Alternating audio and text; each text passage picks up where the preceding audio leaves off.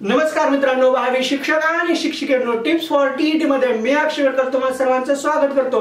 Tips for TET च्या अंतर्गत आपण टिप्स फॉर टेट ही एक सिरीज चालू केली होती। या सिरीज मध्ये आपण आतापर्यंत तब्बल 10 व्हिडिओज पाहिलेले आहेत। या व्हिडिओज मध्ये कोणत्या विषयामध्ये काय वाचायचं, काय नाही, कोणता अभ्यासक्रम कसा विचारला जाईल किंवा कोणता प्रश्न कसा विचारला जाईल, त्यासाठी काय अभ्यास करायचं, काय नाही, कोणतं पुस्तक वापरायचं हे आपण एकदम सविस्तरपणे पाहिलेलं आहे। आणि ही जी काही आपण टिप्स फॉर टेट ही सिरीज चालू केली होती, या सिरीज मधला हा आजचा 11वा व्हिडिओ आहे आणि ह्या सिरीज मधला आजचा हा शेवटचा व्हिडिओ आहे। म्हणजे ही सिरीज फक्त 11 व्हिडिओची होती। म्हणजे आपल्याला टेट या परीक्षेसाठी 11 विषयांचा अभ्यास करावा लागतो, ही गोष्ट लक्षात येऊन जाईल। आणि आजच्या या 11व्या म्हणजे शेवटच्या व्हिडिओमध्ये आपण बुद्धिमत्ता या विषयासंदर्भात माहिती पाहणार आहोत। बुद्धिमत्ता हा विषय आपण एकदम शेवटी का ठेवला, कारण जवळजवळ सर्वांनाच माहिती आहे हो, गणित आणि बुद्धिमत्ता या विषयासाठी 110 ते 120 मार्काचा सिलेबस आहे।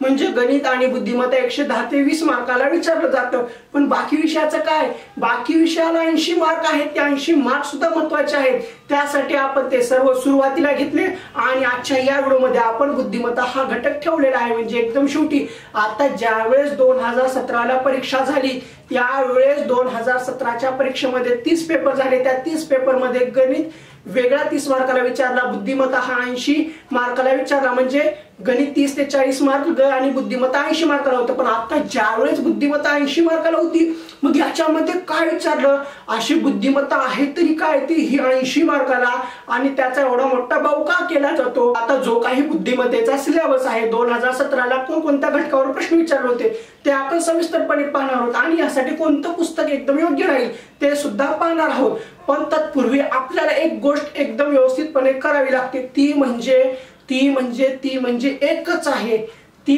फक्त आणि फक्त 5वी ते 8वीचे स्कॉलरशिप पुस्तकं वाचणं।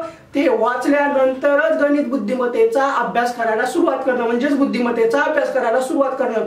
अगोदर 5वी आणि 8वी स्कॉलरशिपचे पुस्तकं वाचा, मग त्यानंतर बुद्धिमत्ता म्हणजे काय आहे ते समजायला चालू होईल, मग त्यासाठी अभ्यास करा। मग आता अभ्यास करण्यासाठी क्लास लावावा लागतो। बुद्धिमत्ता जर तुमची कमजोर असेल, बुद्धिमत्ता येतच नसेल, बुद्धिमत्ता म्हणजे काय, त्याच्यामध्ये कसले घटक आहेत, असलं काय ढेकळं माहिती नसतील, त्यासाठी क्लास लावा, ऑनलाईन लावा, ऑफलाईन लावा, ती तुमची मर्जी। कोणता क्लास चांगला आहे, कोणताही आहे, तुमचं तुम्ही संशोधन करा आणि ते लावा। मग आता बुद्धिमत्ता या घटकामध्ये 2017 ला काय विचारलं गेलं होतं, कोणत्या घटकावर प्रश्न विचारले होते, एक गोष्ट लक्षात घ्या, असा कोणताच घटक त्यांनी सोडला नाही, सर्व घटकांवर प्रश्न विचारले होते। आता ठोकळा असो, ठोकळ्यामध्ये काय विचारलं होतं, ठोकळ्यामध्ये वेगवेगळे प्रश्न विचारले होते व प्रत्येक जे काही ठोकळ्याचे 3 ते 4 प्रकार आहेत। प्रत्यक्ष ठोकळा, अप्रत्यक्ष ठोकळा म्हणजे जे काही 2 ठोकळे दिले त्याच्या विरुद्ध पृष्ठावर कोणता ठोकळा आहे, 3 ठोकळे दिले, 4 ठोकळे दिले, त्याच्या विरुद्ध पृष्ठावर कोणता ठोकळा येत नाही। मग वेगवेगळे ठोकळे दिलेले आहेत, त्याच्यावर वेगवेगळे आधारित प्रश्न आहेत। त्यानंतर कॅलेंडरचे प्रश्न आहेत। कॅलेंडरचे प्रश्न तर एकदम खतरनाक लेवलचे आहेत, कधीही काही कसलं विचारलेलं आहे।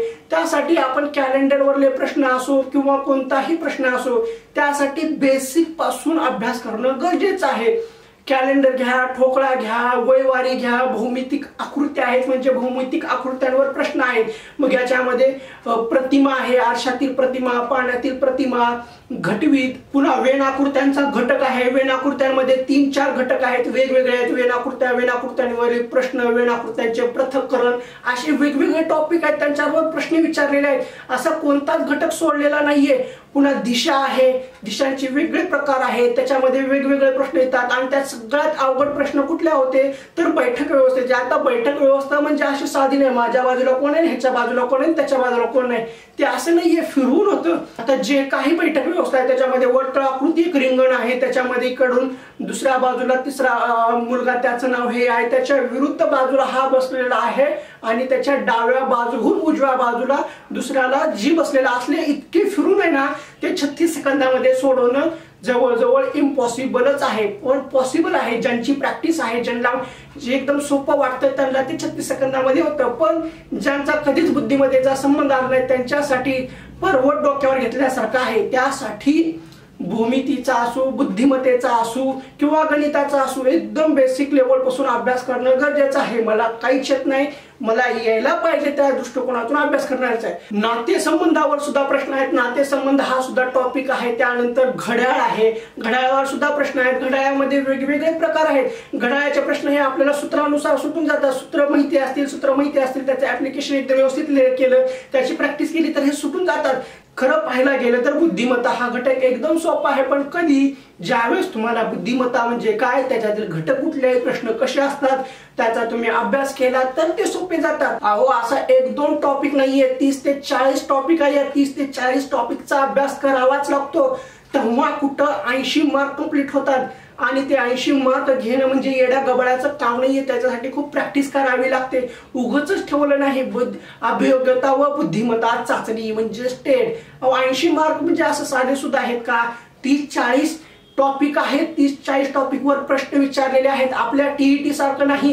टीईटीला बुद्धिमत्तेचा घटक कुठला होता? वयवारी होतं, घड्याळ होतं, कॅलेंडर होतं, बस याच घटकावर प्रश्न होते. पण इथं भरमसाठ टॉपिक आहे, त्या सर्व टॉपिकची तुम्हाला तयारी करावीच लागते.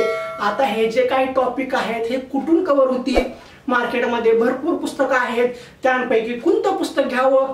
खूप जणांच्या मनामध्ये प्रश्न पडलेला आहे. मी अगोदर सुद्धा सांगितलं होतं की हे पुस्तक घ्या, पण आता ती लाईव्ह स्ट्रीमिंग बऱ्याच जणांनी बघितली नव्हती, पण आता मी परत त्यासाठीच हा व्हिडिओ बनवतोय. जे काही सर्व टॉपिक आहेत ते सर्व टॉपिक तुम्हाला प्रत्येक पुस्तकातून मिळून जातील, पण काही पुस्तकात कमी जास्त असतील, काही पुस्तकात कमी असतील, काही पुस्तकात जास्तच असतील, काही पुस्तकात फक्त मोजके दिले असतील.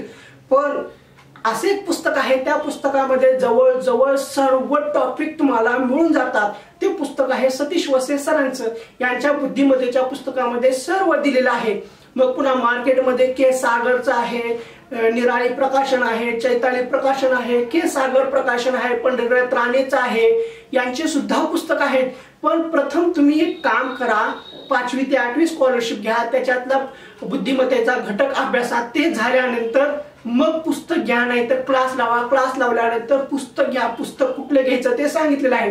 प्रथम प्राधान्य सतीश वसे सरांच्या बुद्धिमत्तेच्या पुस्तकाला द्या. त्यानंतर मार्केटमध्ये भरपूर आहे, सचिन ढवळे सरांचं आहे, निराळी प्रकाशन आहे, चैताली प्रकाशन आहे, पंढरीनाथ राणे आहे, के सागर आहे, असे भरपूर पुस्तक आहेत. तुम्ही कोणतेही घ्या, पण तुमच्याकडे जर अगोदर असेल, आता जर तुमच्याकडे जुनं पुस्तक असेल ते काही कामाचं नाहीये, आहे पुस्तक ते वापरा. पण 3-4 वर्षापूर्वीचं असेल तर ते वापरू नका. मार्केटमधलं नवीन पुस्तक घ्या.